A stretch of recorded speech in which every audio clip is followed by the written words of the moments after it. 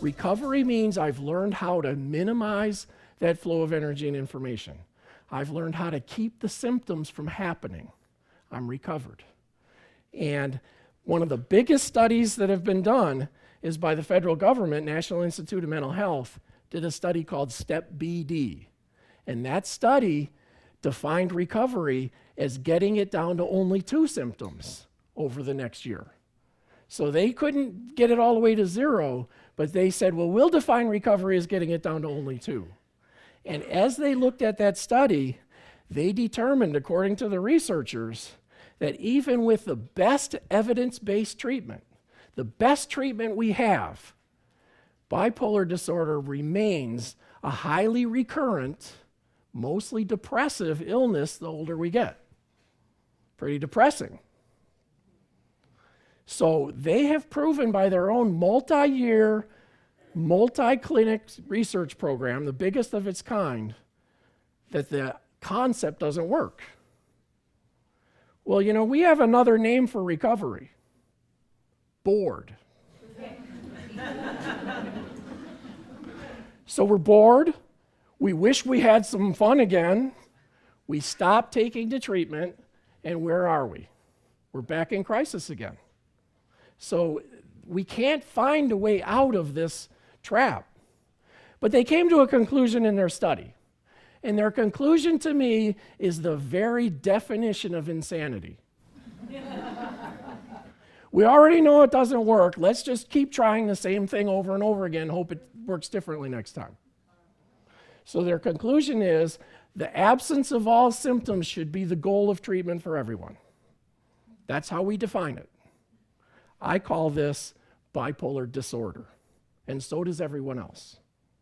This is a vicious cycle that will ask for the rest of our lives that we be constantly vigilant and trying to minimize our lives to the point that some of us never even leave our homes because we don't want to be triggered into another episode. We're asked to live a bored, horrible life that is one bad night's sleep away from another crisis for the rest of our lives. This is what they call a paradigm. This is a belief system. And this belief system is the dominant belief system in mental health today, throughout the whole world. I don't agree with it. So I decided I was going to challenge it about 10 years ago. And I started gathering people together, people who had our condition, parents and loved ones that saw it from a different angle, and professionals. And I got them together and said, how can we come up with a better system? And over the years, it's developed more and more. And now I'll share with you where we are today. What if we added back in this concept of comfort zone? What if I got myself into recovery, which is an incredibly necessary step? We cannot, from outside of our comfort zone, somehow magically get a control over it. But if we can follow the standard path that I totally agree with, that gets us into our comfort zone, and now that we're in our comfort zone, we use these tools that we've been given, that we've learned how to use, and we take a step on purpose, slightly outside of our comfort zone. And then we immediately take a step back in. And then we take a step back out, and we immediately take a step back in. And every time we step out, it's a little frightening. It's a little scary. But we've got loved ones around us and professionals around us, and we have incredible tools for us to use to step back in. And if you stepped out and in and out and in enough times, you will find yourself standing here going, this is now part of my comfort zone. I'm comfortable here. Just like a lot of you who raised your hands. We're comfortable here. I take the next step and say, I'm going to step out now and back in again, under supervision and carefully. What happens is eventually we find ourselves at a place that I call freedom. I am now free from the disorder that's ruining my life. I am now at a state where I'm experiencing a flow of information and energy that at one time was overwhelming for me, and I was trying my darndest to make it go away, and now I'm comfortable there. We call that freedom. If I keep following that path and I start developing more advanced tools and more advanced skills, I find myself at a place where I'm experiencing what we call stability. And stability is so misunderstood that it doesn't even fit the definition of stability when we call it stability. Doctors say, I'm going to get a patient stable. I'm going to get a mentally ill patient stable. And what they mean by that is I'm going to have no symptoms. We've stabilized the patient. But by definition of the way they're looking at it in their own conclusions, that's not stable at all. That level of stability means I'm so easily disrupted that a bad night's sleep will get me back into crisis. That's not stable. Stable is taking a Ferrari around a twisty road. It's such a stable car that no matter how fast I go, all the twists and turns won't flip me over. Unstable is trying to keep up with that Ferrari in a minivan with a bunch of stuff on the roof. Now, if you park both of those in a garage, they're both stable. That's what they're asking us to do. They're asking me to park this Ferrari mind in a garage for the rest of my life, thinking that I'm being stable. And as soon as I leave the garage, I'm unstable. Wouldn't it be better if we taught people how to really be stable? I can be stable, and we've helped a lot of people get there. No matter what happens to us, our deepest depressions and our highest manias, and we're still stable.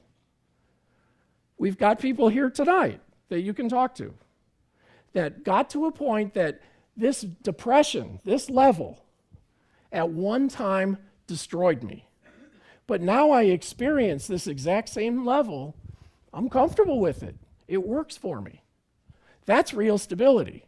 I'm no longer afraid of what happens if I wake up tomorrow and I'm depressed. So, it's just another day. That's hard for people to see, that that's even possible when we're on this end.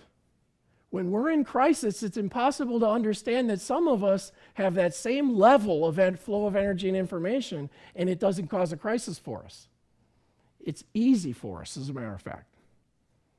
Yes, it's challenging, but we've learned how to live this way. We've learned how to live with the highs and lows that life brings to us. And those of us that take it to the next step find ourselves experiencing a level of depression deeper than those that once tried to kill me. We find ourselves experience a level of mania higher than the one that used to cause problems for everyone. Except for now our behavior is under our control and we're not a problem. It's not a problem for us because we've learned how to master ourselves. We've gained a state of self-mastery that says it really doesn't matter what flow of energy and information is coming at me. I know how to respond to it. I've learned how to choose how to react to this flow of energy and information. I'm facing 95-mile-an-hour fastballs of life, and I'm hitting home runs with it. I've learned how to live bipolar. This self-mastery is happening with more and more of us because we've taken the effort, which is a tremendous amount of effort, to get there. Stephen Hinshaw, the chairman of the department at Berkeley, he puts it really well after he read my Bipolar and Order book, that what we're saying is it's not about symptom reduction, it's about learning how to adapt to who we really are. It's about learning that I happen to hallucinate, but I understand what's going on. How many of us saw that movie called A Beautiful Mind? Those of you who haven't, if you want to get a feel for what it's like to hallucinate, watch this movie. This movie was actually a true story. The guy in the movie was there on the set while they made the movie. He won the Nobel Prize because he hallucinated.